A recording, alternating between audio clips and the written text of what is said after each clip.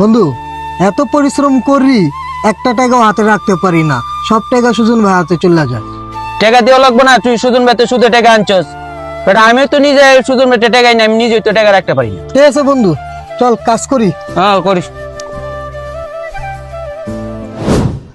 দেখছো কাজ মোটামুটি ভালোই হয়েছে না?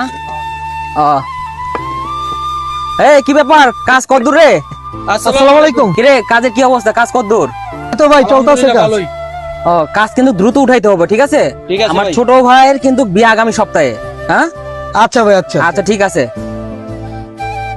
ভাই একটু কথা ছিল। কি কি হয়েছে বলো? ভাই কিছু টাকা লাগবে। গত সপ্তাহে সব টাকা তোমার ক্লিয়ার করলাম, আবার অ্যাডভান্স 2000 টাকা দিলাম, আবার কিসের জন্য টাকা লাগবে? ভাই সুজন ভাই থেকে কিছু সুদে টাকা আনছিলাম, দেওয়া লাগবে। কেন, টাকা কি কাজে ব্যবহার করছো? ভাই বাড়িতে একটু কাজ ছিল তো তাই নিছিলাম, কিন্তু আজকে 3 বছর ধরে সুজন ভাইয়ের সুদই দিচ্ছি, আসল আর শেষ হচ্ছে না। সে তো টাকা তোমার কাছ থেকে গলায় পাড়া দিয়ে হলেও নিয়ে যাইবো, তুমি কাজটা ভালো করো নাই। আচ্ছা ঠিক আছে, আমি দিব নি, সন্ধ্যায় থাকো। আচ্ছা ভাই, আচ্ছা।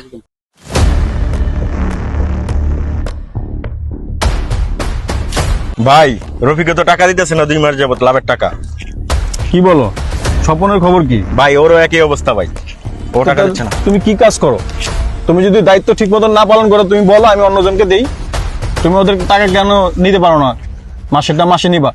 ওরা এখন কই আছে? ভাই ওরা রনির ওইখানে আছে, ওইখানেই কাজ করতেছে ভাই। ঠিক আছে চলো। এই স্বপন, এই রফিক,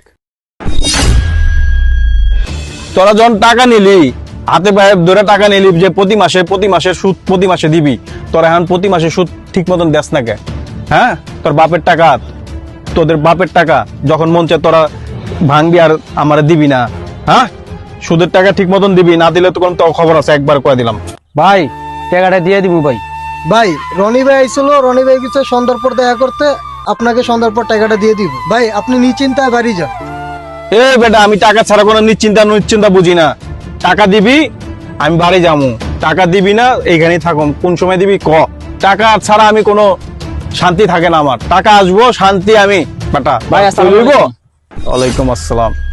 ভাই ওরা আপনার কথা বলছে আমাকে, সমস্যা নাই, ওরা দিয়ে দিবে ঠিক মতো। আসলে আমাদের ইসলামে তো সুদ দেওয়া নেওয়া দুটাই হারাম ভাই। আর তারপরে তারা নিচে আমাকে না জিজ্ঞাসা করে, আমার এখানে কাজ করে যেহেতু আমি তারা কিছু টাকা দিতাম, সমস্যা ছিল না। কিন্তু আমাকে না জানা যেহেতু আপনার কাছে টাকা দিছে, ভাই টাকাটা আপনাকে দিয়ে দিব সময় মতো, কোনো সমস্যা নাই। তাদের সাথে আপনি রাগারাগি করেন না ভাই। আমাকে জ্ঞান দেন না, সুদ হারাম না হালাল এটা আমি ভালো করে জানি। আমি টাকা পাই, আমার টাকা কোন সময় দিব দিয়ে দিন। চলো। দেখো আজকে সুদের জন্য তোমাদের কত কথা শুনতে হলো। আজকে যদি এই সুদটা না নিতা, তাহলে তোমার এত কথা শুনতে হতো না তোমাদের, ঠিক আছে? আর এই সুদ নেওয়ার আগে তো আমার কাছে বলতে হবে, তোমরা যেহেতু আমার এখানে কাজ করো, আমি তোমাদেরকে একটা ভালো ছোট একটা উপদেশ দিতে পারতাম তো, তাই না? সুদ নেওয়া এবং দেওয়া দুটাই হারাম, এটা তোমাদের বোঝা উচিত। আচ্ছা ঠিক আছে, আমি সন্ধ্যার পর টাকাটা দিয়ে দিব, তোমার টাকাটা ওনাকে দিয়ে দিও, ঠিক আছে? ঠিক আছে ভাই। আচ্ছা ঠিক আছে। আল্লাহ পাক রব্বুল আলামিন সুদকে করেছে হারাম, ব্যবসাকে করেছে হালাল। সুদ হারাম জানার পরও যে ব্যক্তি সুদ খায় তাকে জাহান্নামে থাকতে হবে চিরকাল। হ্যাঁ, আর এটাই বাস্তব।